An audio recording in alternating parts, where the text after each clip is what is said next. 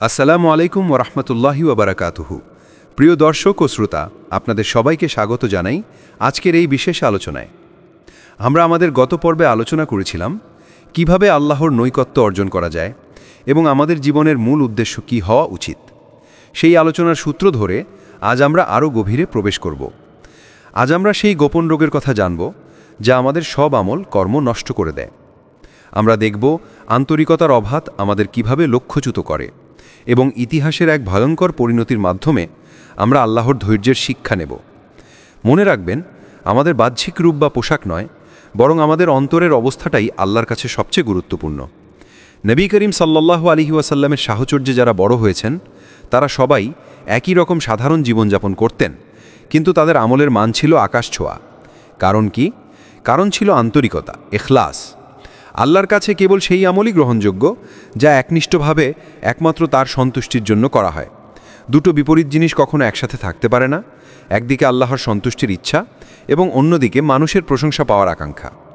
যখন আপনি সালাতে দাঁড়ান, তখন যদি আপনার মনে এই চিন্তা আসে যে অন্যরা দেখুক আমি কত সুন্দরভাবে সালাত আদায় করছি, তবে জেনে রাখুন আল্লাহর কাছে আপনার এই সালাতের মূল্য কমে গেল। আমাদের জীবনের সবচেয়ে বড় বিপদ হলো গোপন শিরক বা শিরকে খাফি। আর গোপন শিরক হলো রিয়া বা লোক দেখানো মনোভাব। আমরা আল্লাহর জন্য কাজ শুরু করি, কিন্তু ধীরে ধীরে মানুষের মনোযোগ আমাদের কাছে বেশি প্রিয় হয়ে ওঠে। এটা এমন এক মারাত্মক ভুল যা আমাদের সব নেক আমল নষ্ট করে দেয়। নবী করিম সাল্লাল্লাহু আলাইহি ওয়াসাল্লাম বলেছেন, তোমরা ছোট শিরক থেকে বাঁচো। সাহাবীরা জিজ্ঞেস করলেন, হে আল্লাহর রাসূল, ছোট শিরক কি? তিনি বললেন, তা হলো রিয়া। এই গোপন রোগ থেকে মুক্তির একমাত্র পথ হলো প্রতি মুহূর্তে আল্লাহর কাছে তওবা করা, ফিরে আসা। প্রিয় দর্শক, এক মুহূর্তের জন্য ভাবুন, যদি আপনাকে বলা হয় আপনার জীবনে মাত্র 10 সেকেন্ড বাকি আছে, আপনি তখন কি চাইবেন? আপনার কাছে যা আছে, বাড়ি, অর্থ, ক্ষমতা, সব কিছুর মূল্য কি তখন আপনার কাছে থাকবে? না। তখন আপনার মনে কেবল একটি আকাঙ্ক্ষাই থাকবে যে যদি আমি আমার প্রভুকে একটু বেশি খুশি করতে পারতাম। আল্লাহ তাআলা কত ধৈর্যশীল এর প্রমাণ পেতে চাইলে ইতিহাসের দিকে তাকান। মুসা আলাইহিস সালামের সময়ে ফেরাউন নিজেকে রব বা প্রভু বলে দাবি করেছিল। সে বহু বছর ধরে আল্লাহর জমিনে অত্যাচার করেছে, জুলুম করেছে, অথচ আল্লাহ তাকে তাৎক্ষণিক ধ্বংস করেননি। কেন? কারণ আল্লাহ তার উপরও ধৈর্য ধারণ করেছেন, তাকেও সময় দিয়েছেন। যখন ফেরাউন ডুবে যাচ্ছিল, যখন সে তার জীবনের শেষ মুহূর্তে পৌঁছে গেল এবং দেখল মৃত্যু তাকে গ্রাস করছে, তখন সে কালেমা শাহাদা পাঠ করতে চাইল। সে বলল, আমি ঈমান আনলাম। কিন্তু সেই মুহূর্তে তার তওবা অনুশোচনা আর গ্রহণযোগ্য হলো না। জিব্রাইল আলাইহিসসালাম সেই সময় মাটি মুখে পুড়ে দিলেন, যাতে সে যেন শেষ কালেমাটি ঠিকভাবে উচ্চারণও করতে না পারে। এ থেকে আমাদের জন্য কি শিক্ষা?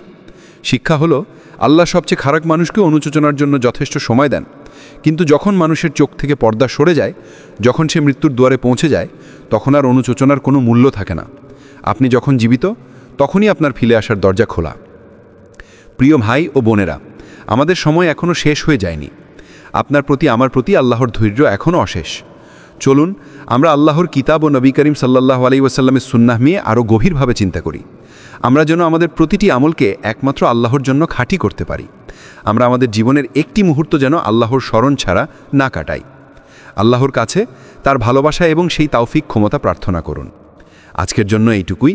আল্লাহ আমাদের সবাইকে আন্তরিকতার সাথে কাজ করার এবং জীবনের শেষ মুহূর্ত আসার আগেই সঠিক পথে ফিরে আসার তাওফিক দিন। আমিন। আসসালামু আলাইকুম ওয়া রাহমাতুল্লাহি ওয়া বারাকাতুহু।